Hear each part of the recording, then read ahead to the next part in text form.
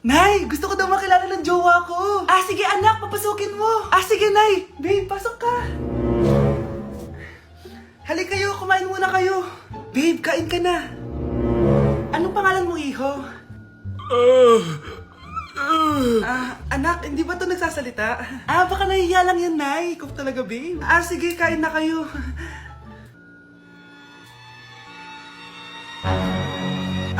Si Ay lang ako, sige, anak. Anak, matagal ka pa ba? Sabi ko na multo ka eh. Halika dito. Anak! Bakit ka tumatakbo, Nay? Yung jowa mo! Multo siya! Pinagsasabi mo dyan, Nay! Anak, tingin ka sa likod! Ay, Mare! Nay, umalis na tayo dito! Tara na, anak! A few moments later. Ang galing natin, Nay! Naloko natin sila! May bago na tayong bahay, anak!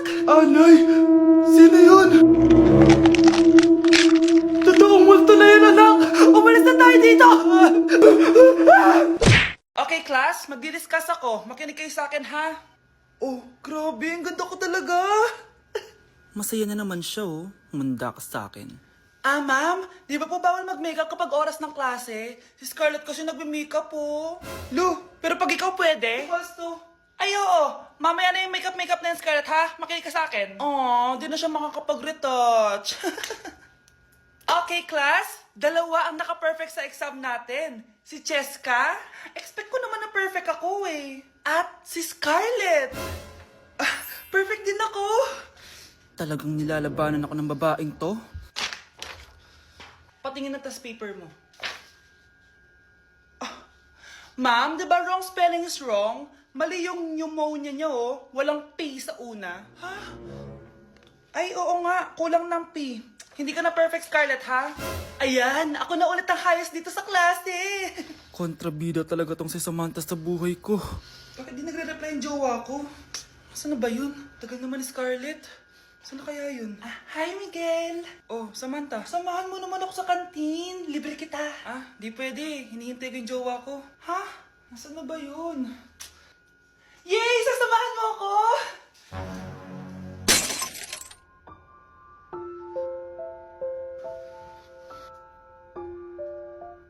Wala naman ako sinabi!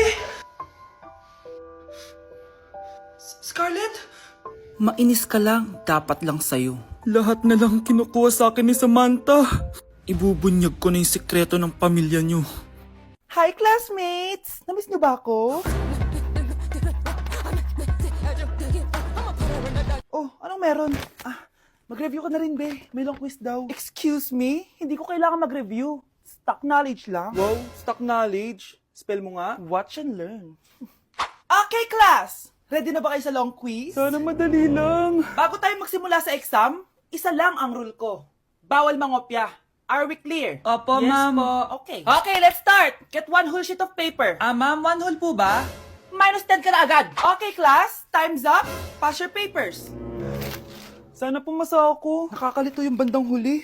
Ano kaya magiging score ko nito? Ikaw, Scarlett. Ako? Feel ko nga bagsak ako eh. Okay, class. Mag-a-announce na ako ng scores, okay? Hello, yan na. Cheska, 12/20. Munti ka lang bumagsak. Miguel, 14/20. Pwede na.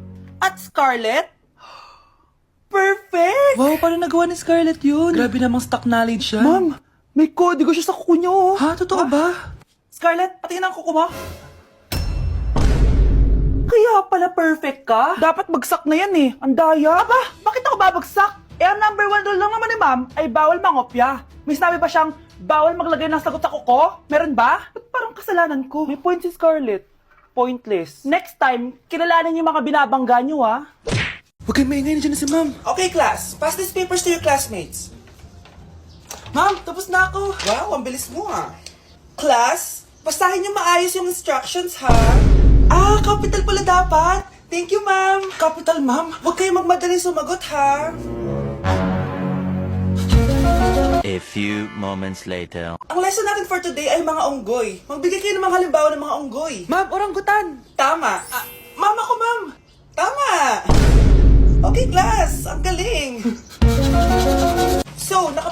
na ako ng mga exams nyo. At si Scarlett lang ang nakakuha ng 99. Yes! Talino talaga! Bawi din kayo, guys. At lahat kayo, perfect! Ako pala yung bobo. Class, so mag-vote tayo for Muse. So, sino ang ino-nominate nyo? Ma'am, I nominate Scarlett for Muse. Uy, guys, ano ba? Parang kayong tanga dyan. Class, seryoso to Huwag mong gawin joke. Tapos pinuntahan niya ako. Scarlett! Total, maingay ka naman. Gusto mo bang magturo dito sa harap? Sige po, ma'am. Ang tapang niya. Sige, Scarlett. Pwede ka na magturo. Ako na yung bagong teacher ngayon, di ba? Class dismissed. Lahat kayo exempted sa exam. At class 10 direct to the course. Vote Scarlett for president! Gusto niyo yun? Yes, gusto natin yun. Naku, taas na naman ang kuryente natin. Sino ba kasing aircon dyan? Si ate, buong araw nag-aircon. Wow, kala mo din nakiki-aircon. Anay, kailangan ko na daw po magbayad ng tuition para makapag-exam ako. Ha? Bayarin na naman? Sige anak. Nay, due date na pala ng internet natin. Baka maputulan tayo. Oh, isa pa yan. Naku, sabay-sabay na. Oh, wala na naman pala naman to ref natin. Naku, kailangan na natin mag-grocery. Nay, nagpadala na daw si tatay. Ay, buti naman. Umulan pa, patay! Paano kaya ako pupunta sa remittance center nito? Ano ka ba, Nay? Nagpadala si tatay via GCash at may bonus credits pa. Wow, high-tech na pala, anak. Paano yung mga bills natin? Pwede din yan sa GCash, Nay. Ayan, kaka-cellphone mo yan. Ay, mali. Kaka-GCash mo yan. Kaya magpadala na sa GCash dahil diretso sa GCash wallet mo ang remittances abroad. Hindi ka nalalabas ng bahay dahil hassle-free at 24/7 tong available. At wala tong transfer fee sa mga verified users. Just open your GCash app and go to your GCash wallet. Itap nyo lang yung cash in at go to global banks and partners. Hanapin mo lang kung saan remittance partner siya nagpadala. I-enter mo lang yung mga kailangan na details at makukuha mo na agad yung pera, o diba? Grabe anak, ang bilis na pala ngayon. O diba, Nay? Kaya mo? I-GCash mo! Iba na talaga ngayon, no? Nung panahon namin, ang layo pa na pinupuntahan namin para makapagpadala. Hulaan ko, Nay, tumatawid pa kayo ng bundok at ilog, no? Class, may joke ako. Anong hayop ang hindi marunong magtago? Ano po, ma'am? Di elepante kasi di ba malaki siya? Corny ni ma'am. Rubes.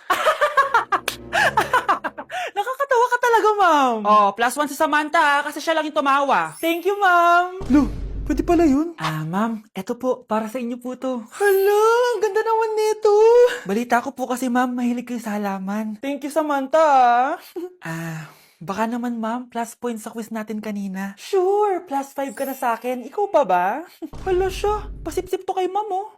Okay, class dismissed. Pwede na kayo umuwi. Ma'am, ako na po magdadala ng mga gamit nyo para di po kayo mahirapan. Hatid ko na po kayo, ma'am. Aba naman, buti pa si Samantha, matulungin. Ginagawa niya lang naman yun para magka-plus points siya. Ay, nakakainis si Samantha, no? Halatang nagpapasip-sip lang siya kay ma'am. True. Kaya siya yung top 1 palagi dahil sa mga binibigay na points si ma'am. Guys, tingnan nyo. Convoy ng magulang ni Samantha tsaka ni ma'am. Babayaran daw si ma'am para maging valedictorian si Samantha. Grabe. Sumusobra na kayo. Okay, class, may i-announce ako. Ang valedictorian natin ay si...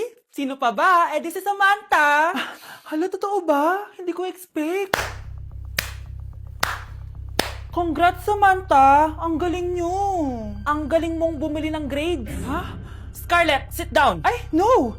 Convo nyo to, diba? Magkano binigay sa'yo, ma'am? 1 milyon? Wow, easy money! Alo, nagpapabayad si ma'am. Grabe. Ano kaya magiging reaction ng principal pag nasend ko to sa kanya?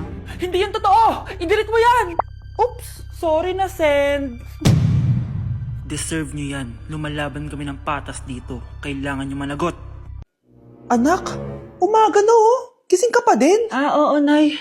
Bukas na kasi yung thesis defense namin. Kailangan ko reviewin yung mga papel namin eh. Hay naku, baka magkasakit ka na niyan ha. Bahala na, Nay. Last naman na to. Sana makapasa na kami. Good luck, anak ha. Galingan nyo. Nay, na-defend namin yung thesis namin! Wow, congrats anak! Ibig sabihin, oo Nay, gagraduate na ako! Salamat naman at makakapagtapos ka na anak! Oo nga Nay eh, worth it lahat ng stress at puyat. Kita ko nga sa mukha mo anak ko, sobrang dry, sobrang dull. Tapos parang na-sunburn din, no? Nay, ayoko naman nagmukhang zombie sa graduation namin. I got you, anak. O, eto, gamitin mo tong Glad to Glow Brightening Moisturizer. Ginagamit ko to araw-araw, anak. Moisturizing talaga at madali ma-absorb ng skin. Take note, suitable to for all skin types. Grabe na yun, nag-brighten talaga yung skin ko. Ready na ako sa graduation namin. O, diba? Sabi ko naman sa'yo I got you. Nay! Oh, anak, napapalo ka? Nay, yung inaanak ko, nasa labas. Wala akong pera. Sige. Asan na kaya si Ninong? Ayun na siya, Nay! Oh, relax ka lang ha. Ako nang bahala. Ay, hello! Sinong hinahanap mo? Nandiyan mo ba yung Ninong ko? Wala siya. Ay, sayang. May ibibigay pa naman ako regalo sa kanya. Hay, inaanak! Nandito pala ako. Asan na yung regalo mo? Yung regalo? Bago ko ibigay yon, ibigay niyo po muna yung utang yung Aguinaldo na 10,000. 10,000? Wala akong ganang pera. Wala po ba? O sige, uwi na po ako. Next year na lang po yung regalo nyo.